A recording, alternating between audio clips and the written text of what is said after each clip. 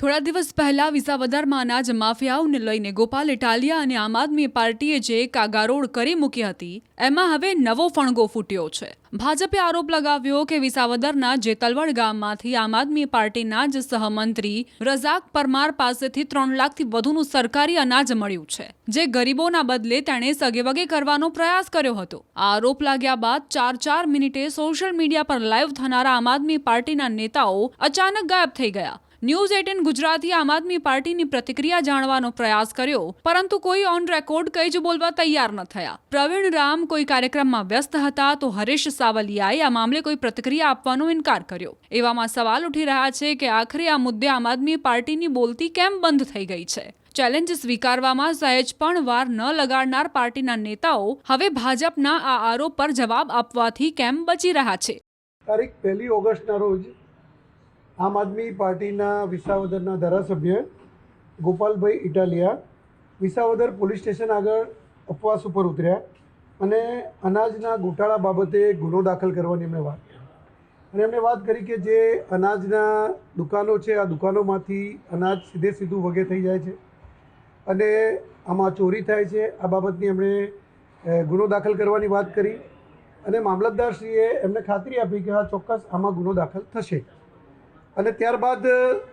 સરકાર દ્વારા તપાસ કરવામાં આવી અને તપાસ કરવામાં આવતા ત્યાં આગળ એક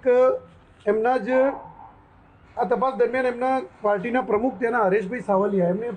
ફેસબુક લાઈવ કર્યું અને ફેસબુક લાઈવ કરી અને એ ફેસબુક લાઈવમાં પણ એમણે માગણી કરી કે આવી રીતે જે અનાજ સગે વગે થાય છે એની તપાસ કરવી જોઈએ, પરંતુ જેતલવડના ગામની જે અનાજની દુકાન હતી જેનો ઉલ્લેખ ગોપાલભાઈ ઇટાલિયાએ કર્યો હતો કે આ દુકાનમાંથી અનાજ સગે વગે થાય છે, એ દુકાનનો જથ્થો ત્યાંના ડીએસઓ એટલે ત્યાંના પુરવઠા અધિકારીએ તપાસ કરતાં માલુમ પડ્યું કે જેના ઘરેથી જે આ જથ્થો પકડાયો એમનું નામ છે રઝાકભાઈ જુસાભાઈ પરમાર અને રઝાકભાઈ જુસાભાઈ પરમાર એ આમ આદમી પાર્ટીના ત્યાંના અમરેલી જિલ્લાના તેઓ સહમંત્રી છે અને એ ત્યાંની એમની વેબસાઇટ પર પણ એમનું નામ છે અને હું પણ આપને જ બધા પુરાવા આપીશ અને તેઓ ગોપાલભાઈ ઇટાલિયાની સાથે જ ફરે છે। એટલે પોતાની જ પાર્ટીના ચોરને છાવરવા માટે અથવા તો પોતાની પાર્ટીના ચોરને બચાવ કરવા માટે જ આ કાર્ય તેઓ કરી રહ્યા છે કે ચોરી થાય છે અને ચોરી જ્યારે પકડાય છે ત્યારે દિલ્હીમાં જે પ્રમાણે આમ આદમી પાર્ટીના એમના પ્રમુખ અને દિલ્હીના પૂર્વ મુખ્યમંત્રી જેઓ પણ ચોરીના કિસ્સામાં કે બીજા ઘણા બધા કિસ્સાઓમાં તેઓ જેલમાં ગયા અને આ બધી જ પરિસ્થિતિ એ એમના સંસ્કાર છે, એમની આ મંશા છે અને આમ આદમી પાર્ટીની આ એક મોડસ ઓપરેન્ડી રહી છે કે એમના જ કાર્યકર્તાઓ ચોરી કરે અને એમના જ જે નેતાઓ જે ખરા એ એનો પ્રચાર કરતા હોય છે। એટલે ગોપાલભાઈ ઇટાલિયાને મારે એટલું જ કહેવાનું કે જે વ્યક્તિના ઘરેથી અનાજનો જથ્થો પકડાયો અને ડીએસઓએ ત્યાંથી જે અનાજનો જથ્થો પકડાયો જેનો રિપોર્ટ પણ આ સાથે એમણે મૂકેલો છે કે કેટલું અનાજ પકડાયું, એટલે કુલ અનાજનો જથ્થો એ 3,40,293 રૂપિયાનો અનાજનો જથ્થો પકડાયો, જે સરકારી અનાજ હતું અને સરકારી અનાજની દુકાનમાંથી એ અનાજ એ સગે વગે કરવામાં આવેલું હતું અને જેના માટે ગોપાલભાઈ ઇટાલિયા ઉપવાસ ઉપર ઉતર્યા હતા અને એમણે વાત કરી કે આ પકડવા જોઈએ। તો મારે એ કહેવાનું કે જે તંત્રની સામે તેઓ ઉપવાસ પર ઉતર્યા છે એ તંત્રે જ આ પકડ્યું છે અને જે પકડાયા છે એ એમની જ પાર્ટીના ત્યાંના સહમંત્રી છે અને એ એમની પાર્ટીનું જે ત્યાંની જે પ્રેસ નોટ છે એ પ્રેસ નોટમાં પણ એમને પ્રસિદ્ધ કરવામાં આવેલું છે કે એમની પાર્ટીના તેઓ સહમંત્રી છે। સાથે સાથે